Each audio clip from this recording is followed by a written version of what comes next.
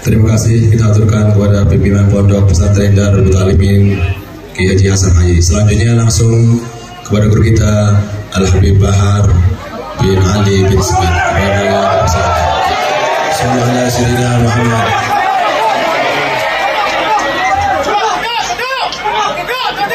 Mohon jamaah tenang. Sallallahu alaihi Muhammad, sallu ala Nabi. Mohon jamaah tenang. Sallallahu ala Muhammad, sallallahu alaihi wasallam, sallallahu alaihi Muhammad, sallallahu alaihi wasallam, sallallahu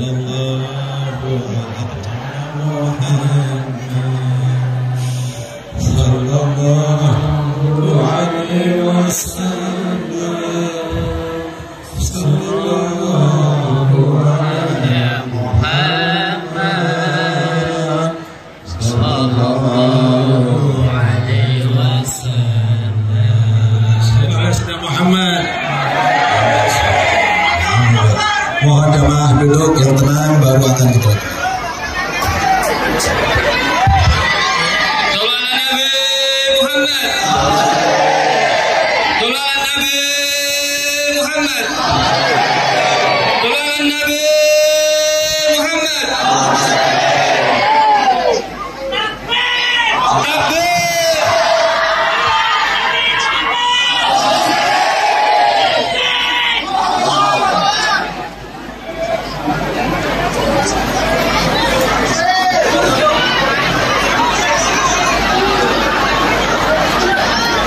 Sudah bisa tenang semuanya. Mohon duduk yang rapi kepada beliau Al Habib Bahar bin Ali bin Smith. Waktu dipersilakan. Sallu ala Sayyidina Muhammad wa ala ali Sayyidina Muhammad.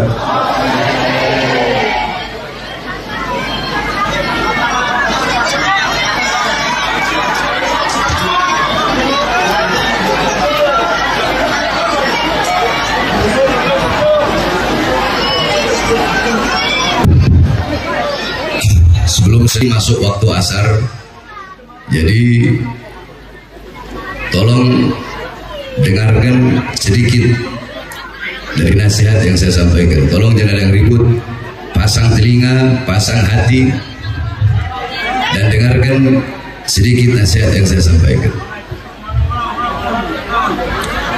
Assalamualaikum warahmatullahi wabarakatuh.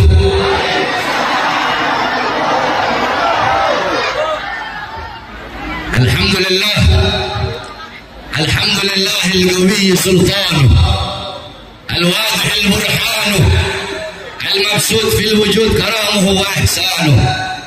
اللهم صل وسلم وبارك وكرم وعظم على نور الأنوار وسر الأسرار وترياك الأخيار ومفتاح باب اليسر سيدنا ومولانا محمد المختار وآله الأطهار وأصحابه الأخيار عدد نعم الله وإفضاله. أما بعد. Yang saya cintai, yang saya muliakan, segenap para alim ulama, para habaib, para kiai, para asatid, para tuan-tuan guru, para pengajar-pengajar Ponpes Darul Muta'allimin, para santri-santri yang saya cintai, yang saya muliakan, segenap tokoh masyarakat, segenap aparat pemerintah yang saya cintai, yang saya muliakan,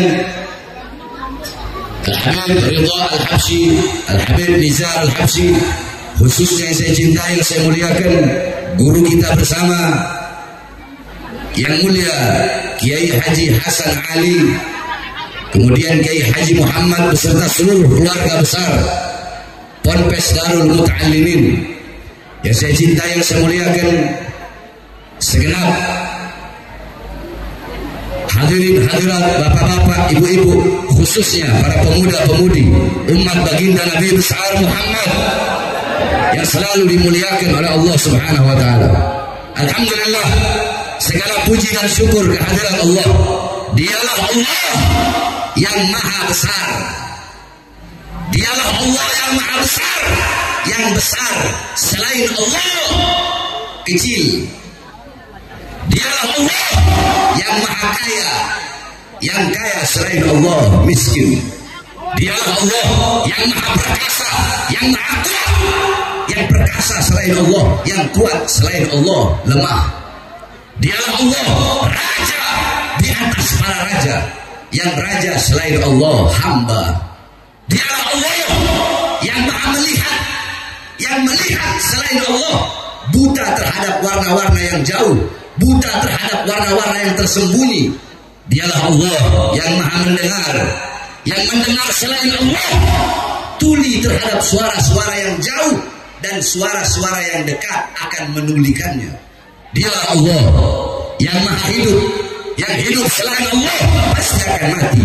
Yang ada selain Allah pasti akan tiada. Yang wujud selain Allah pasti akan binasa.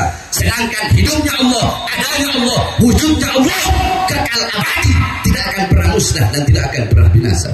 Dan dialah Allah yang dimana pada sore hari yang mulia ini Allah jadikan ini tempat sebagai tempat turunnya rahmat. Allah jadikan hamba-hamba yang duduk di ini majelis pada sore hari ini hamba-hamba yang Allah berikan limpahan rahmat dan kasih sayang. Allah berikan maghfirah, pengampunan. Karena duduknya kita di ini majelis mendapatkan keberkahan dan kemuliaan daripada menuntut ilmunya Allah Subhanahu wa taala. Saudara-saudara sekalian yang dimuliakan oleh Allah, Sayyidina Umar bin Khattab radhiyallahu anhu beliau mengatakan, "Inna Allah lam yakhluq fi wajhil 'ardi tiraman afdal min majlisil ilm." Sesungguhnya Allah tidak pernah menciptakan di muka bumi sejengkal debu, sejengkal tanah yang lebih mulia selain daripada tanah yang digunakan untuk menuntut ilmunya Allah Subhanahu wa taala. Saudara-saudara, kalian duduk pada sore hari ini, kalian duduk di sini untuk mendapatkan warisan Nabi Muhammad SAW. Nabi Muhammad tidak mewariskan harta, pangkat, jabatan, kekuasaan, emas, intan, permata, dinar, dirham. Bukan itu warisan Nabi Muhammad. Warisannya Nabi ilmu, amal, wara, khauf, akhlak, sabar, takwa, zuhud, ibadah, qanaah, amar ma'ruf, nahi mungkar. Itu warisan Nabi Muhammad. Kita duduk di sini untuk mendapatkan warisan Nabi Muhammad.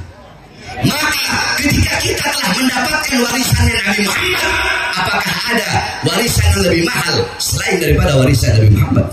Apakah ada warisan yang lebih bermanfaat bagimu dunia akhirat, yang lebih berharga bagimu dunia akhirat, yang lebih membuat engkau bahagia dunia akhirat, yang lebih membuat engkau selamat, yang menyelamatkanmu dunia akhirat, yang membahagiakanmu dunia akhirat?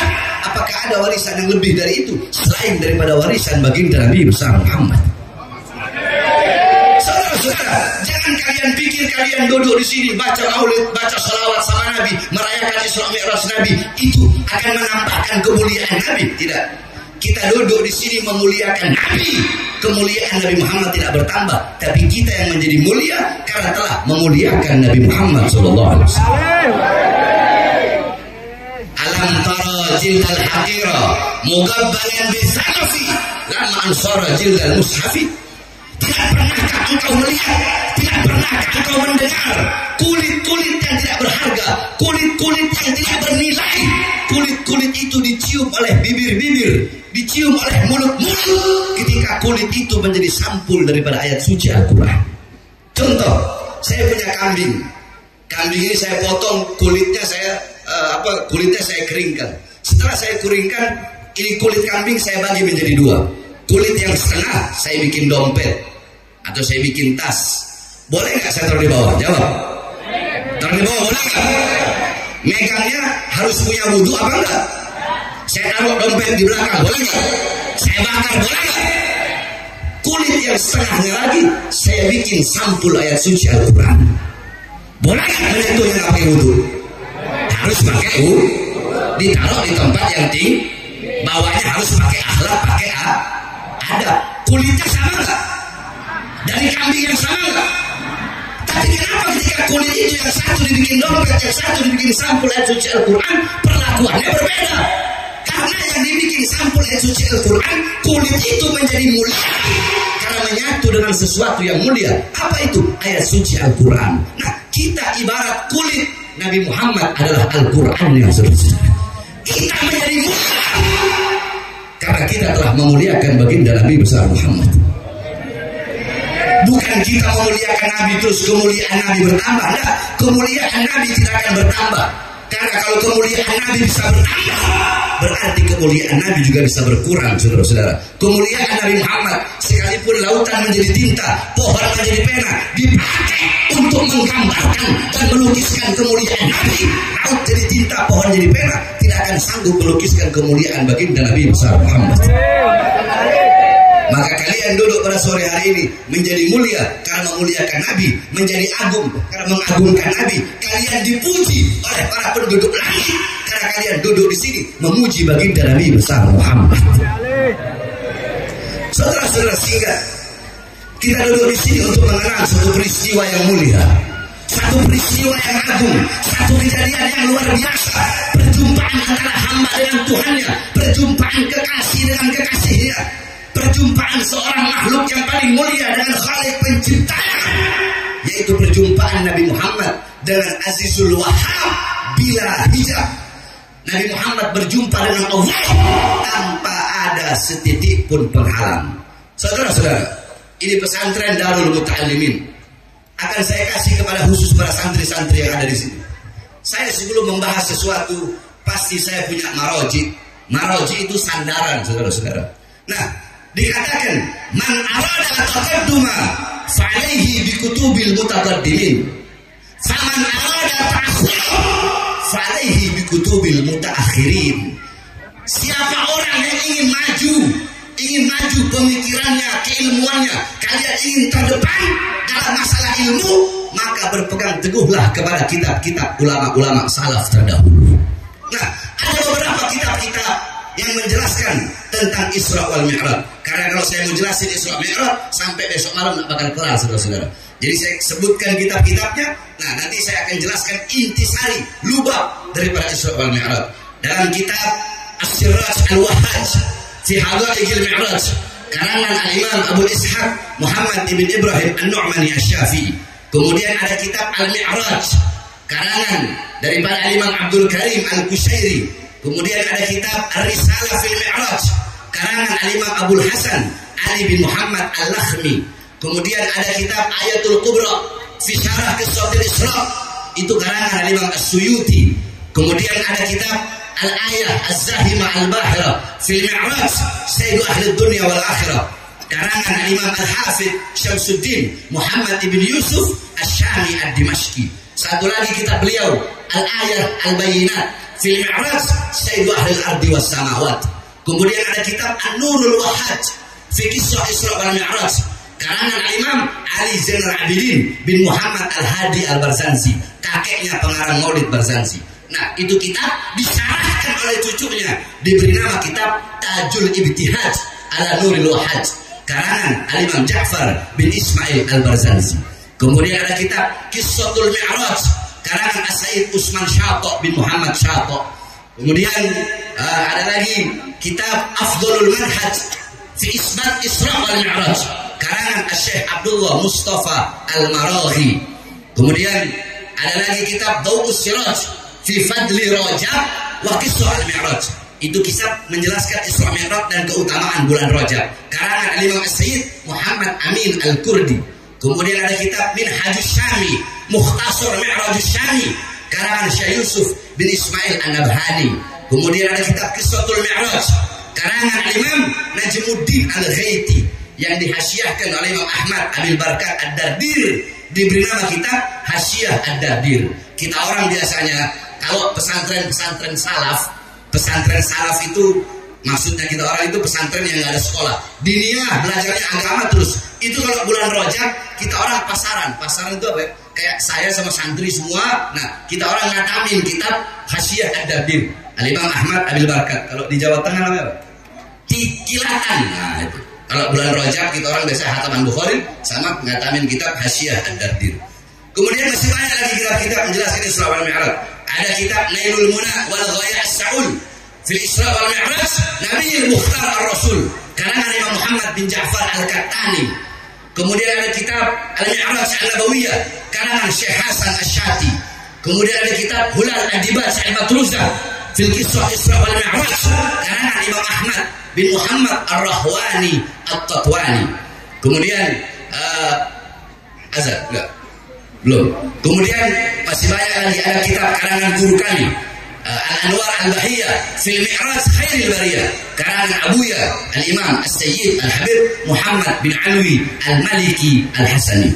Kemudian ada kitab Yawaqid Taj Al-Wahaj fil Isra wal Mi'raj karangan daripada Imam Muhammad bin Muhammad Al-Bagir Al-Kattani. Kemudian kitab Al-Isra wal Mi'raj Mu'jizatul Kubra li Sayyidil Anbiya karangan dari Imam Syekh Rafi' Al-Jauhari. Dan masih banyak lagi kitab-kitab yang menjelaskan tentang Isra wal Mi'raj. Engkau pelajari dengan benar-benar kitab-kitab yang saya sebutkan tadi, maka engkau akan mendapatkan hikmah, mendapatkan lubab, intisari betul-betul pelajaran yang luar biasa daripada kisah Isra wal Mi'raj. Singkat saudara-saudara, tadi telah dibacakan oleh Kiai Hasan ayat yang dimana Allah berfirman, Subhanalladzi asra bi'abdihi lailan minal masjidil haram ilal masjidil aqsa. Perhatikan baik-baik. Kita di sini ngaji. Allah mengawali ayat tersebut dengan kalimat Subhana. Dengan kalimat apa? Ayo semua jawab bareng-bareng kita baca. Ikuti saya. Bismillahirrahmanirrahim. Quran keras. Bismillahirrahmanirrahim. Subhanalladzi asra bi'abdihi lailan minal masjidil haram ilal masjidil aqsa. Subhana bimakna tanzih, yakni tanzihullah min kulli su'. Subhana bimakna al-bara'ah, bara'ah lillah min kulli nafsin wa su'in wa mithli dhalik. Allah memulai kalimat tersebut dengan kalimat tasbih subhana. Jadi kalau ada yang pakai subhana, ayat Quran pakai subhana sama nggak pakai subhana itu nggak sama. Kalau ada ayat yang memakai diawali kalimat tasbih, kalau ayat itu menceritakan tentang tempat atau waktu atau kejadian atau sosok atau apapun itu, kalau pakai tasbih pakai subhana sama nggak pakai subhana itu nggak sama. Kalau ada ayat pakai subhana awalnya, subhana diawali dengan kalimat tasbih. Kalau menceritakan sosok, berarti sosok itu sosok yang luar biasa. Kalau menceritakan tempat, berarti tempat itu tempat yang luar biasa. Kalau menceritakan kejadian peristiwa, berarti kejadian peristiwa itu bukan yang biasa, tapi kejadian dan peristiwa yang luar biasa. Kenapa? Karena diawali dengan kalimat tasbih. Paham? Nah, tadi kalian sudah bilang, sudah ikuti saya. Tasbih, yakni bermakna tanzih. Tasbih itu maknanya mensucikan Allah, mensucikan Allah dari segala kekurangan, dari segala keburukan. Bara'ah, melepaskan Allah dari segala aib, dari segala keburukan, kekurangan, kejelekan. Kenapa? Karena Isra wal Mi'raj adalah kalau orang-orang yang taqdimul akal ala nakal, kalau orang-orang yang lebih mendahulukan akal daripada iman, maka ini kejadian tidak masuk akal. Karena ini kejadian tidak masuk akal, makanya Allah awali dengan kalimat subhana untuk membuktikan bahwasanya tidak ada yang mustahil bagi Allah subhanahu wa ta'ala. Paham? Subhana, paham? Subhanalladzi asra bi'abdihi, maha suci zat yang telah memperjalankan pada malam hari abdihi, hambanya. Perhatikan, Allah memakai kata abd, hamba. Apa itu hamba? Al-abad, hamba yang utuh. Maksudnya hamba yang utuh bil jasad waruh. Ra'a bi'adatil ain, sami'a bi'adatil udud. Hamba yang utuh itu hamba yang melihat pakai alat mata, mendengar pakai alat telinga, menyentuh pakai alat tangan, merasa pakai alat hati, berjalan pakai alat kaki. Itu hamba yang utuh. Sebab ada sebagian riwayat dari mereka berpatokan kepada hadis Sayyidatuna Aisyah radhiyallahu anha yang mengatakan Rasulullah Isra wal Mi'raj fil manam. Nabi Muhammad Isra Mi'raj itu cuma melalui mimpi, bukan hanya ruhnya saja, bukan jasadnya. Tetapi pendapat yang paling kuat, Nabi Muhammad Isra Mi'raj dengan jasad dan juga ruh. Kenapa? Karena di ayat situ Allah memakai kata abad, hamba. Kecuali kalau Allah pakai kata mayit. Subhanalladzi asra bimayyitihi. Kalau mayit jasad nggak ada ruh. Kalau namanya hamba berarti ada ruhnya. Ruhnya, jasadnya berjumpa dengan Allah tanpa ada setitik pun penghalang. Paham? Subhanalladzi asra bi'abdihi lailan. Lailan di situ memakai isim nakiro. Ya. Contoh, itu rumah. Saya bilang, saya pakai isim ma'rifat alif lam. Al-baitu isim ma'rifat artinya rumah itu. Itu rumah warnanya putih, itu rumah 2 tingkat, gentengnya warna coklat, dalam rumah itu ada ini. Tapi kalau saya bilang baitun dengan tanda tanwin, rumah itu warna apa? Rumah itu gentengnya gimana? Rumah itu terbuat dari apa? Dalam rumah itu ada siapa? Nggak tahu. Nah, kenapa Allah pakai lailan? Bimakna taklil fi muddatil Isra. Maknanya untuk penyedikitan daripada waktu malam. Allah ingin menunjukkan Nabi Muhammad Isra Mi'raj bukan 1 malam penuh. Sebab kalau al-lail berarti 1 malam penuh. Berarti hanya Allah yang tahu berapa waktu Nabi Muhammad Isra dan Mi'raj berjumpa dengan Allah Subhanahu wa taala. Minal Masjidil Haram, Isra dari Masjidil Haram. Apa itu Masjidil Haram? Tempat yang mulia, tempat yang agung.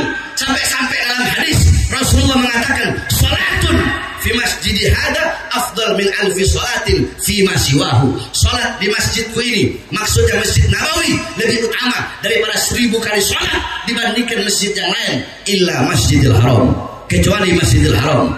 Salatun fi masjidil haram afdal min 100,000 salatin fi ma siwahu. Salat di Masjidil Haram 100.000 kali lebih utama dibandingkan dengan masjid-masjid yang lain. Minal Masjidil Haram ilal Masjidil Aqsa. Dari Masjidil Haram ke Masjidil Aqsa. Apa itu Masjidil Aqsa? Tempat yang mulia, tempat yang agung, tempat yang suci, tempat dimi'rajkan Nabi Muhammad SAW. Dalam hadis Rasulullah SAW bersabda, la tushaddur rihal illa ila 3 masajid, masjidi hada wa masjidil haram wa masjidil aqsa. Tidak ada bepergian yang lebih utama selain pergi ke 3 masjid, Masjid Nabawi, Masjidil Haram dan Masjidil Aqsa. Nabi Muhammad Allah isrokan dari tempat yang mulia menuju tempat yang mulia. Allah naikkan dari tempat yang mulia menuju tempat yang paling mulia sehingga berjumpa langsung dengan Allah Subhanahu wa taala. Ketika itu saya kalau mau ceritakan gimana mi'rajnya nggak bakal selesai. Ini waktu sebelum jam 4 harus selesai. Karena kita bakal sholat asar. Nah, intinya saudara-saudara, ketika Jibril alaihissalam ditanya oleh Rasulullah, wahai Jibril, kau ikut denganku berjumpa dengan Allah. Apa kata Jibril? Kata Jibril, wahai Muhammad, wahai Rasulullah, aku tidak akan bisa berjumpa dengan Allah. Aku akan hancur, aku akan musnah, aku akan terbakar, aku akan menjadi abu, hancur lebur. Hanya engkau yang bisa berjumpa dengan Allah. Nabi Muhammad berkata, bukankah engkau tercipta dari cahaya, wahai Jibril? Jibril menjawab, ya, aku memang tercipta dari cahaya, tapi aku bukan bagian dari cahaya Allah. Sedangkan engkau Allah ciptakan dari cahaya, dan engkau bagian dari cahaya Allah itu sendiri, sehingga hanya engkaulah yang bisa sampai kepada Allah. Saya tanya, Bapak-bapak Ibu tahu matahari? Ini kalau kita mau tamsilkan pakai akal, tahu matahari? Andaikan bumi nyampe ke matahari, hancur nggak bumi? Yang keras, hancur nggak? Planet-planet yang lain, kalau dia mau sampai ke matahari, hancur nggak? Hancur. Yang bisa sampai ke matahari hanya cahaya matahari itu sendiri. Ketika dia mengeluarkan cahaya, nanti yang bisa balik ke dia cahaya dia sendiri. Tidak ada yang bisa berjumpa dengan Allah kecuali bagian dari cahaya Allah itu sendiri, yaitu baginda Nabi besar Muhammad SAW. Paham? Paham? Loh, Beb, hadisnya apa, Beb? kalau Nabi Muhammad itu tercipta dari cahaya Allah.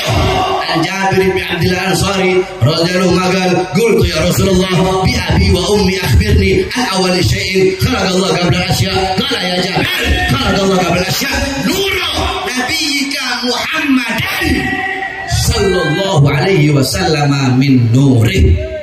Dari Jabir bin Abdullah Ansari, beliau bertanya, ya Rasulullah, demi ayahku, demi ibuku, akhbirni, beritahu aku siapa makhluk yang pertama kali Allah ciptakan sebelum Allah ciptakan apa-apa. Belum ada langit, belum ada bumi, belum ada sorga, belum ada neraka, belum ada arsy, belum ada golam Allah, peranya Allah, belum ada syajaratul ahya, pohon kehidupan, belum ada syajaratul tuba, belum ada apa-apa. Yang ada hanya Allah. Sebelum Allah tidak ada apa-apa, sesudah Allah tidak ada apa-apa. Makhluk yang pertama kali Allah ciptakan nur nabiyyika Muhammadin, cahaya nabimu, yaitu cahaya Nabi Muhammad, khalaqa min nurih, yang telah Allah ciptakan dari cahaya Allah Subhanahu wa taala. Nah, saudara-saudara sekalian, bahkan para ulama ada yang mengatakan siapa yang lebih mulia, sendal Nabi Muhammad ataukah Jibril yang lebih mulia? Jibril tidak bisa berjumpa langsung dengan Allah, tetapi Nabi Muhammad bahkan sendalnya berjumpa dengan Allah Subhanahu wa taala. Kenapa sendal itu menjadi mulia? Padahal sendal itu hanya dari kulit, sebagaimana yang saya jelaskan tadi pertama. Sendal itu hanya dari kulit, tapi sendal itu menjadi mulia karena menyatu dengan sesuatu yang apa itu? Telapak kaki indah baginda Nabi besar Muhammad SAW. Nah, kalau saya mau ceritakan tentang Isra Mi'raj ini, banyak kejadian-kejadian. Bagaimana ketika Allah memilihkan buruk sebagai kendaraan Nabi, bagaimana Nabi Muhammad di langit berjumpa dengan para Nabi dan para Rasul. Bahkan Nabi Muhammad pernah berjumpa dengan satu malaikat yang punya 1000 tangan, di setiap tangannya punya 1000 jari. Panjang kalau mau saya ceritakan. Intisari Isra Mi'raj adalah Nabi Muhammad diundang oleh Allah, dipanggil oleh Allah yang pertama, karena pada tahun tersebut adalah Amul Huzun, tahun kesedihan bagi Nabi Muhammad. Karena di tahun yang sama, paman dan istri yang beliau cintai wafat di tahun yang sama. Allah ingin menghibur Nabi Muhammad yang sedih dengan perjalanan Isra wal Mi'raj. Kemudian yang paling utamanya, yang paling pentingnya, Allah undang Nabi Muhammad untuk menerima satu perintah yang mulia. Ketika Allah memerintahkan perintah-perintah yang lain, cukup melalui Al-Quran. Allah perintahkan puasa, cukup melalui Quran. Allah perintahkan haji, cukup melalui Quran. Allah perintahkan sedekah, cukup melalui Quran. Allah perintahkan menuntut ilmu, cukup melalui Quran. Allah perintahkan apapun, cukup melalui Quran. Tapi ketika Allah perintahkan perintah yang satu ini, tidak cukup melalui Quran. Allah undang langsung Nabi berjumpa dengan Allah untuk menerima perintah tersebut, karena begitu mulia, begitu agung, begitu penting, dan begitu harus kita dahulukan perintah tersebut. Karena langsung, ibarat kata begini, saya kalau mau nyuruh perintah-perintah yang biasa lewat WhatsApp cukup, Lil beli ini, Lil Jalil pergi ke sini, isi Jalil, Lil ke sana, Lil ke sana, Lil ke sana. Tapi kalau saya mau nyuruh sesuatu yang penting, Lil sekarang datang ngadep ke ruangan, langsung Lil begini, paham? Nah, perintah tersebut saking pentingnya, saking utamanya, Allah undang Nabi untuk langsung mendapatkan perintah tersebut. Apa perintah tersebut? Perintah tersebut adalah sholat. Tolong yang merokok matiin rokoknya. Nanti habis saya ceramah silahkan merokok. Saya juga merokok soalnya. Cuma kalau di majelis begini kita harus punya adab. Harus punya adab. Jangan suka ngomong akhlak, adab, tapi yang ada akhlak, ada adab, ada praktek. Giliran kita orang dibilang Habib Bahar radikal, Habib Bahar intoleran, Habib Bahar provokator.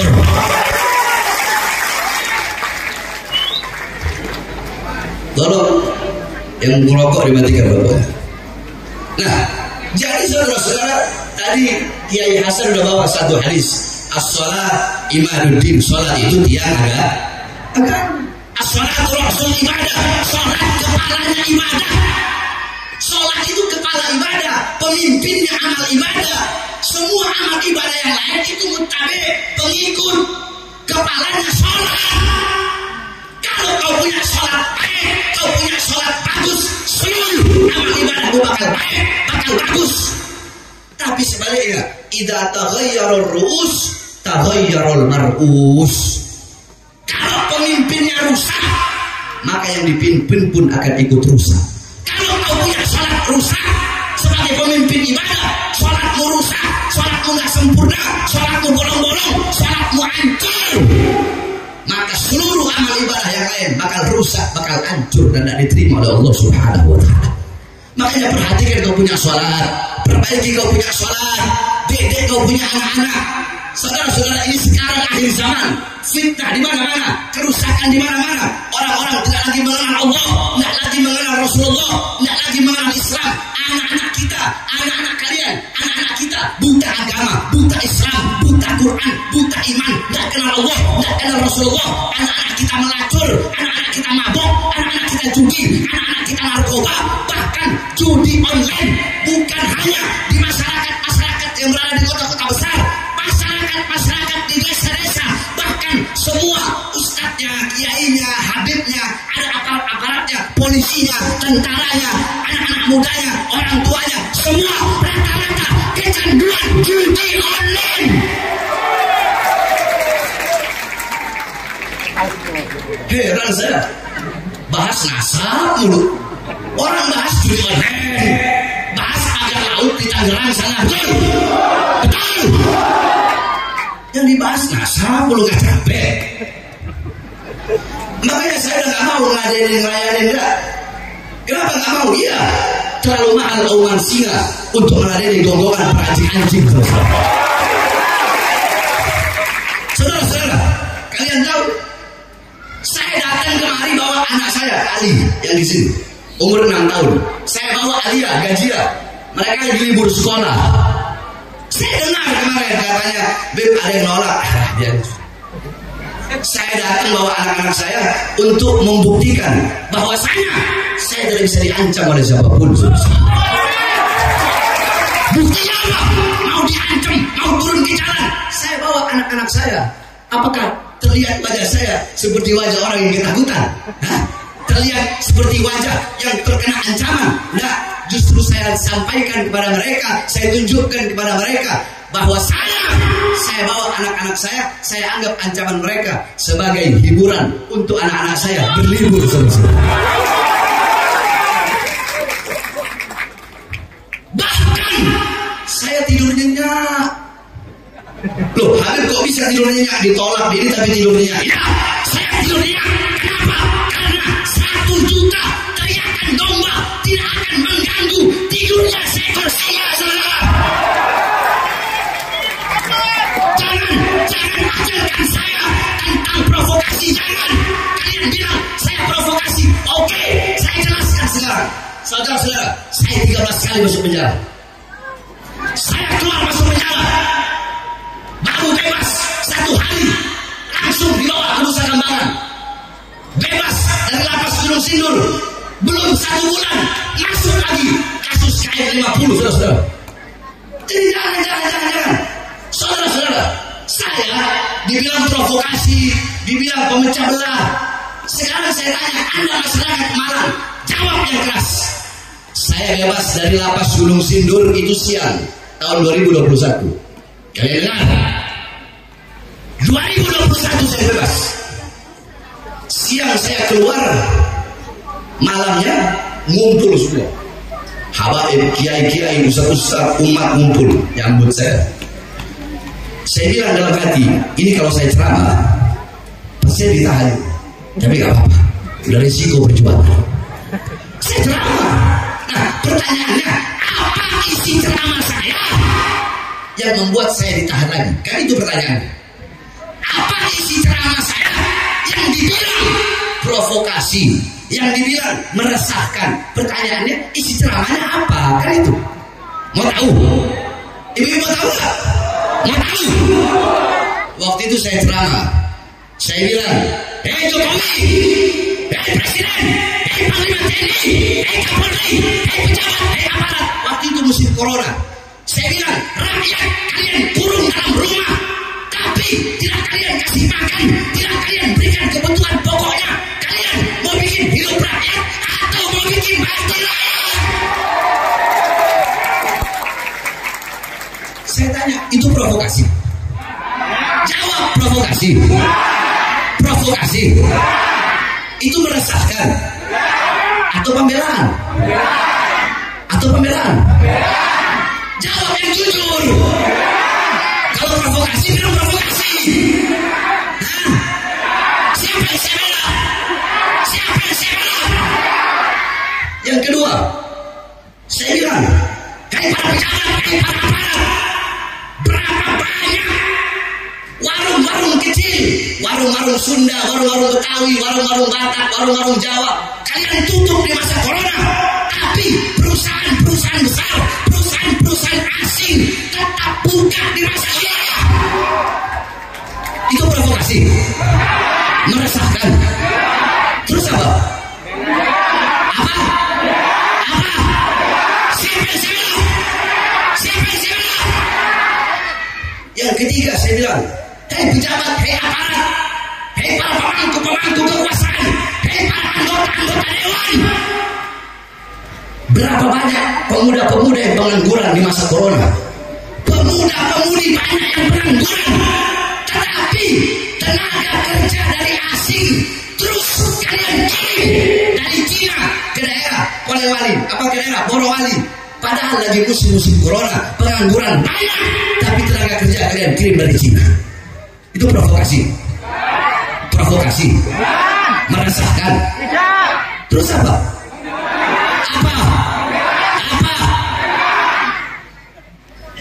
Setelah selesai saya ceramah, besok malamnya saya dibawa lagi langsung ke Nusa Kambangan.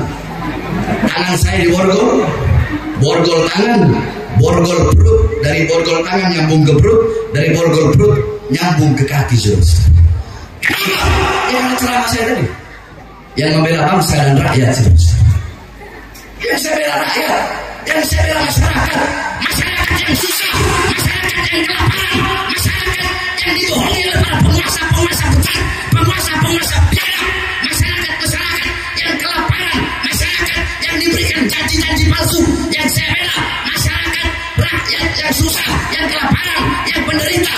Oleh karenanya bagi saya, untuk bangsa, untuk rakyat, untuk NKRI, untuk Indonesia, untuk merah putih, jangankan di penjara, nyawa saya, darah saya murah harganya, tumpah untuk bangsa dan rakyat Indonesia.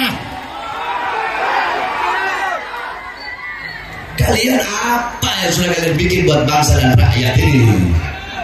Jadi jangan ajari saya tentang provokasi. Saya tanya, ceramah saya barusan ini paling 5 menit. Sahabat Isra Mi'raj tadi ilmu bukan? Ilmu bukan? Jadi jangan. Makanya kalau mau lihat isi ceramah saya itu lihat yang penuh. Jangan hanya melihat dengan mata hasut, dengan mata iri, dengan mata dengki, dengan mata kebencian. Saya sampaikan kepada kalian, sampai kiamat kalian ingin menghancurkan Ba'alawi, ingin menghancurkan para habaib. Demi Allah, kami para habaib, semakin kalian tempat, kami bagaikan besi yang akan semakin panas dan menjadi pedang yang terhisi oleh pahlawan Zazzara. Jadi jangan. Saya ceramah dengan rakyat tanggal 20 Oktober pas pelantikan Prabowo. Saya ceramah di Lampung, saudara-saudara. Banyak yang ngomong begini, Habib Bahar, kalau Prabowo udah jadi presiden, bakal keok itu, bakal takut itu, nggak berani lagi kritik pemerintah. Banyak yang ngomong gitu. 20 Oktober pas pelantikan Prabowo, apa saya bilang? Hei Prabowo, jika engkau mengeluarkan kebijakan-kebijakan yang menguntungkan rakyat, yang membahagiakan rakyat, kami rakyat akan dukung 1000%. Betul. Kalau Prabowo kabinetnya, pemerintahannya pro kepada rakyat, dukung apa tidak? Wajib kita sebagai rakyat untuk mendukung, membantu program-program pemerintah yang menguntungkan rakyat. Tapi ada belakangnya, ntar dulu. Saya bilang, tapi kalau sampai Prabowo dan pemerintahnya engkau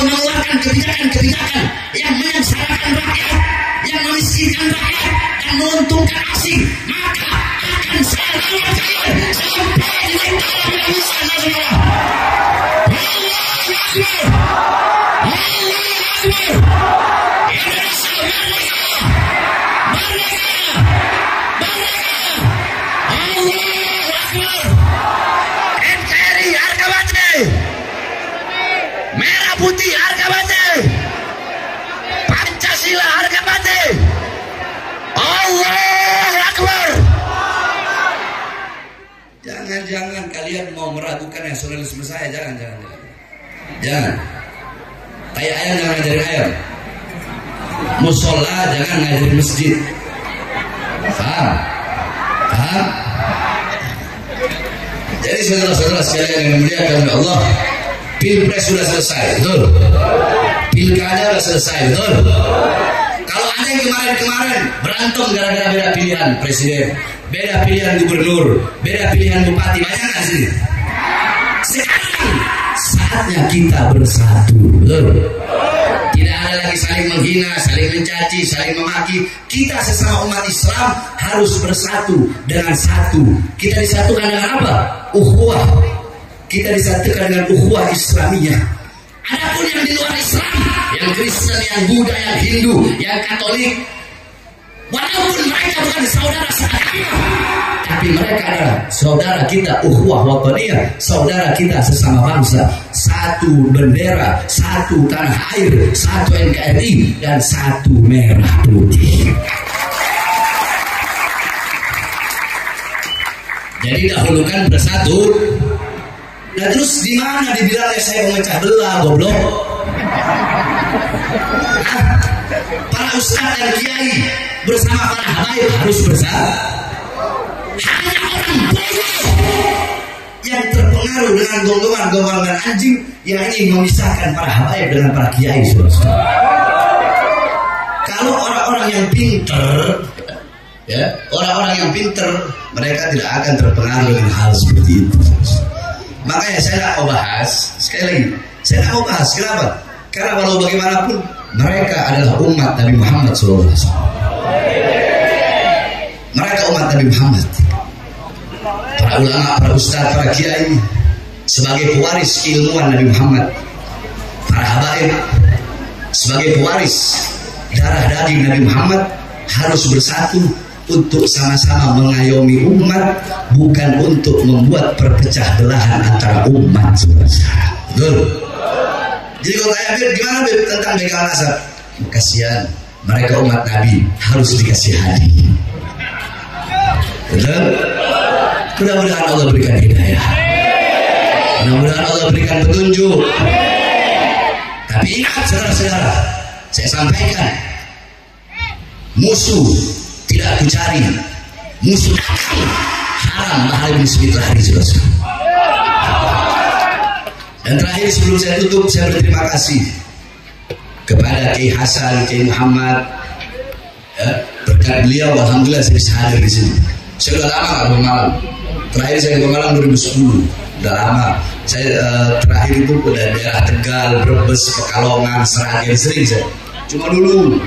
Sekarang udah setiap ada ceramah-ceramah. Terus ini anak-anak gerakan pemuda Ka'bah. Waktu saya ceramah di Temanggung dulu perang awal, semua pakai motor Eking, pakai motor-motor awal ya.